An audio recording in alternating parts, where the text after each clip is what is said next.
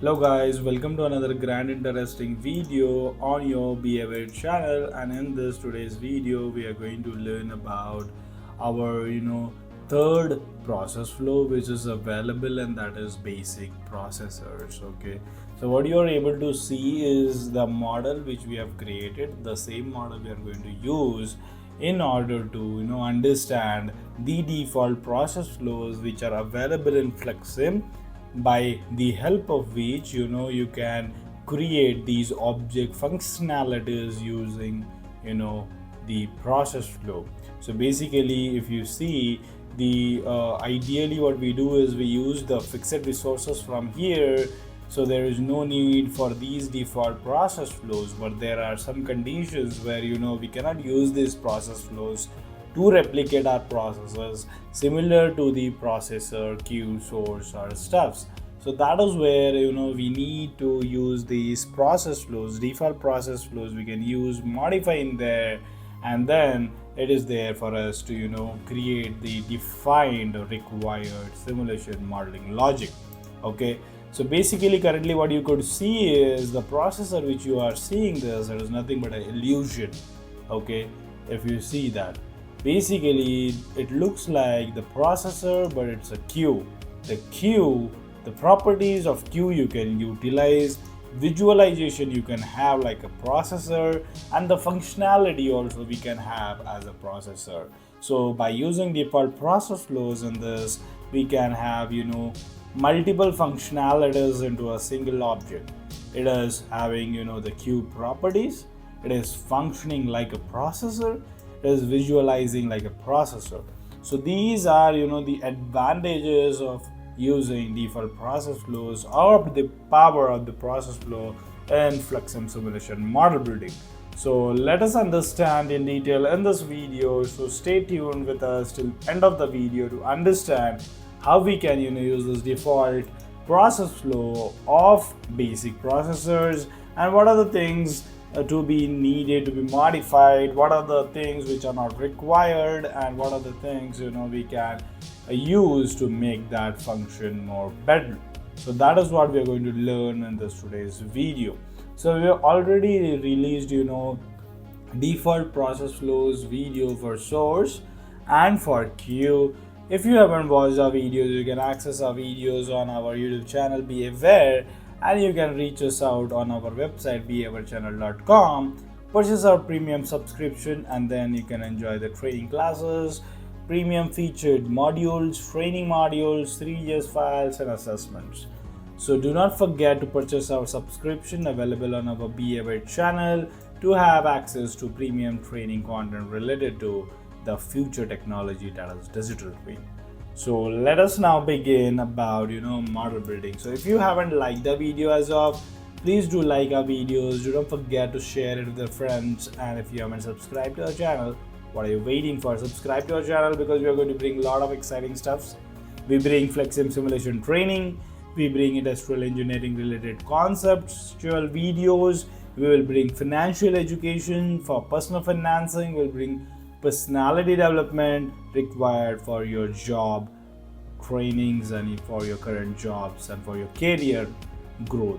So stay tuned with Be Aware, we are going to have exciting stuff. We also have the greatest content that is health related, because health is wealth. So that is what we mean, and that's why we have brought you the healthy content related to health. So do not forget to access that. So that being said, here if you see, we have a source, we have a queue, and we have a Q3, and this Q3 has been stacked with the parts onto the top of it, right? And we have these processors. Now the major thing, if you could look at, I have the parts coming in. Okay, those are coming from Q2 going to Q3, but there is no connection in between, right? There is no A connection, and this we are straight away doing by using the process flow. That's the reason we do not need this.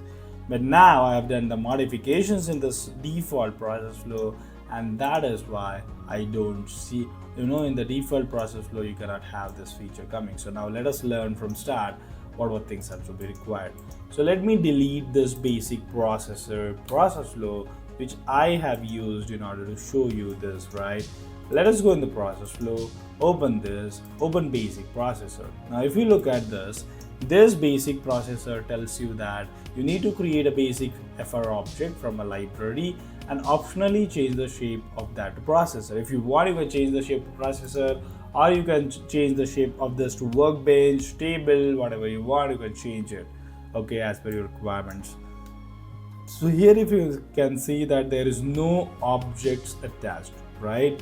So what we are going to do now is basically we are going to attach an object, and that is a processor in here, right?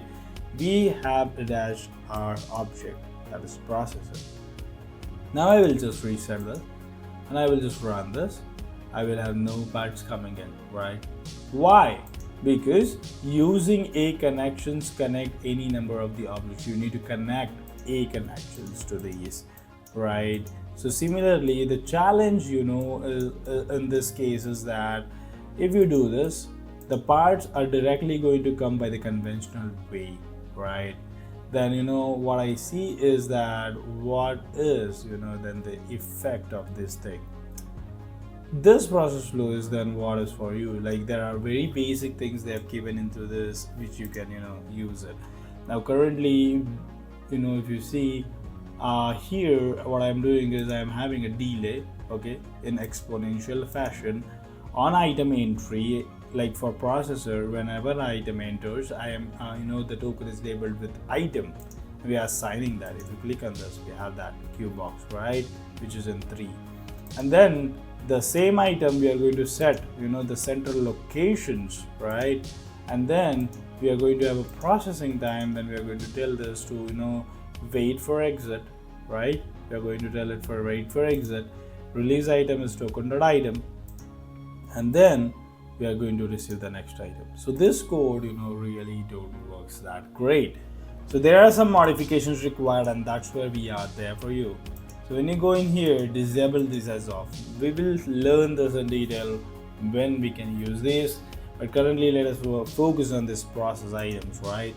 Then what we're going to do is reset. What I want is I want this part to come onto this processor or say Q without coming from the conventional method. Because what happens is when you connect this with a connection, it is not following this. It straight away moves the part here and then goes here, right?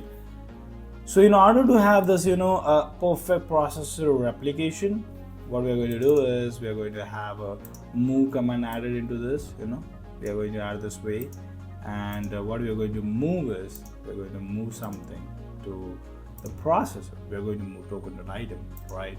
And for your information on item entry, I'm going to make this here, and I'm going to assign this as item rather than my processor, right? So I'm going to move rather than processor. Also you can make this as current, right? The current should also work, right?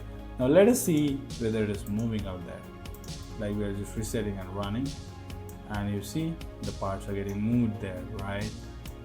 We need to adjust the orientation, but you can see that the parts are moved onto this processor looking like Q looking like a processor, and it has also consumed our timing, right? Whichever is that as a process time which we have told it to do. But now it is not moving out. So for moving out, we need to have another thing we will create to move out, and that is after my process time is done, I'm going to move out. I'm going to remove this wait for event. I'm not going to require this, right? So I'm just going to remove that. I'm going to move this up, and here we are. We are going to move this to the Q3, right? Let us move this to Q3, right?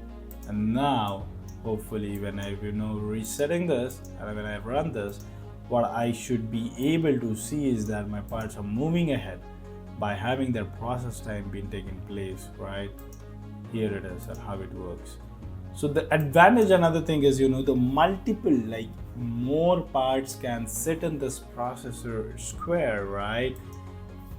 And those each little part will have its own process time completed. So that type of logic also you can do, right?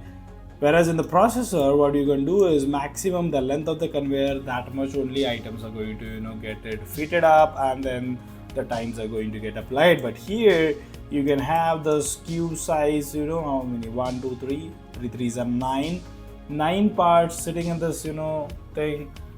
The more you increase the size of this processor, the more number of parts are going to get fitted into this, and for each time you are going to have this process time applied, and it is going to behave like that. And if you see here, the statistics also we are going to get in terms of the stay time, and stay time is equal to the process time, which we are going to have in here, right?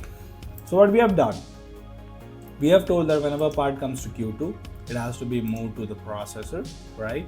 We're going to set a location in there, and then we are going to have this process time being applied here, and then we are going to move this part to the next location, right? And then we are going to again receive the part from the other. Again, this receive item, if you don't use, it's not going to make a big deal for you, right? That's what I just wanted to tell you. So this is how the logic is being created using the basic processors, right? So we saw that how we can use this basic processor process flow, which is a default process flow. What are its limitations, right? And what modifications you need to do in this current default process flow, so that you can ensure that getting replicated without using conventional inputs and output ports. So here it is. Here you have basically your process flow, which is customized in order to meet your demands, right?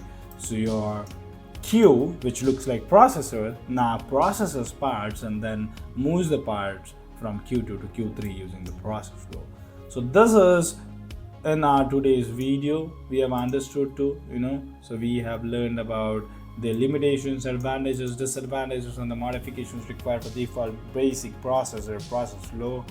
And that's for today. Let us know in the comment section, or you can reach us out via our email ID, or you can reach us out via our website. If you have any queries, put it down to us and we are there to answer you, right?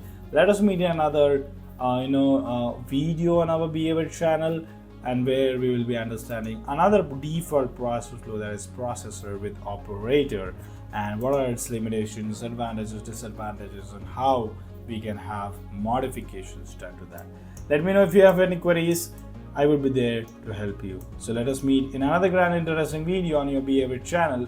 Please stay tuned on behavior channel, and that's all for today. Thank you. Stay tuned. Stay simulating.